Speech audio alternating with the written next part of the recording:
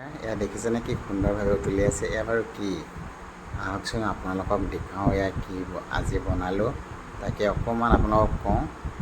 চাওক, প্ৰথমে মোৰ ভতিজাক দেখুৱাইছে চিপৰাং এখন লৈ একে ইচ্ছুক। এয়া তেওঁ মিশ্ৰণ কৰিছে। এয়া ভাদৰমহীয়া আৰু এইজোপা কি গছ সকলোৱে চিনি পাইছে, গম পাইছে। এইজোপা ওলকচু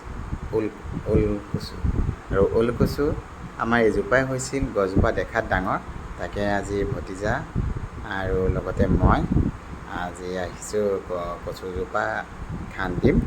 আৰু খান্দি কিমান ডাঙৰ ওলাই চাওঁ কচুটোক খান্দাৰ পিছত, আৰু কিহেৰে বনাইছোঁ আৰু বনালোঁ আৰু খাবলৈ কেনেকুৱা হয় তাকে আপোনালোকক জনাম।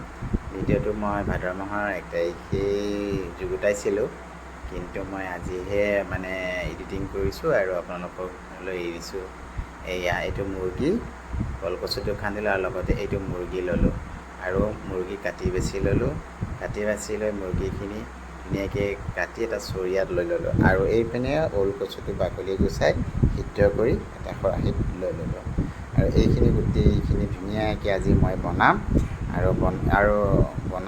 আৰু আপোনালোকে নিশ্চয় ভাদ মাহ চলি আছে, সকলোৱে খাব। সেইকাৰণে মই ভিডিঅ'টো আপোনালোকক আগবঢ়ালোঁ, যাতে আপোনালোকৰ মনত পৰে এই ভিডিঅ'টো দেখিলে। এয়া মই তেলত তেজপাত আৰু দুটামান গোটা জিৰা দি দিলোঁ। গোটা জিৰা দি তাত মই শুকান জলকীয়া আৰু কেঁচা জলকীয়া আৰু লগতে পিঁয়াজখিনি দি মই অকণমান সময় ভাজি ল'লোঁ, যাতে ইয়াৰ অলপ কেঁচা গৈ সোণালী ৰঙৰ হয়, তেনেদৰে ভাজিলোঁ। আৰু ভজাৰ অলপ কিছু সময়ৰ পিছতে আদা নহৰু খুন্দি থোৱা পেষ্টটো দি দিলোঁ। আৰু পেষ্টটো দি দিয়াৰ পিছত এইখিনি অকণমান যেতিয়া তেলটো ফুটি উঠিছে, তেতিয়া মই তাত অকণমান জিৰা পিচি থৈছিলোঁ, জিৰা আৰু ধনিয়া সেইখিনি দি দিলোঁ। সেইখিনি আৰু ভাজা অকণমান তেল যেতিয়া ওলালে, দেখিছেনে তেলবোৰ ওলাই গৈছে। হালধি দিলোঁ, হালধি দি আকৌ লৰাই দিলোঁ ভালকৈ। লৰাই দিয়াৰ পিছত মই কিছু সময়ৰ পিছতে যেতিয়া আকৌ তেলখিনি ফুটি উঠিছে দেখিছেনে, এতিয়া মই মাংসখিনি ইয়াত দি দিলোঁ। এইখিনি কিছু সময় মই ভালদৰে ভাজি ল'ম। ভাজি হোৱাৰ পিছত ভাজি লৈছোঁ, ইয়াত অকণমান নিমখ দি দিছোঁ আৰু কিছু সময় ভালকৈ সুন্দৰভাৱে সিজিবলৈ দিম। লগতে জালুকটোকে প্ৰধান, কাৰণ ওলকচুত জালুক লাগিবই। আৰু জালুকৰ গুড়িখিনি মই ইয়াত দি দিলোঁ, এনেকৈ খুন্দি দিছিলোঁ। এতিয়া মোৰ মাংসখিনি প্ৰায় সিজিছে আৰু কচুখিনি যিহেতু মই সিজাই থৈছোঁ, সেইকাৰণে মাংসখিনি সিজিব দিয়া হোৱাৰ পিছত মই কচুখিনি ধুনীয়াকৈ দি দিলোঁ। ওলকচুখিনি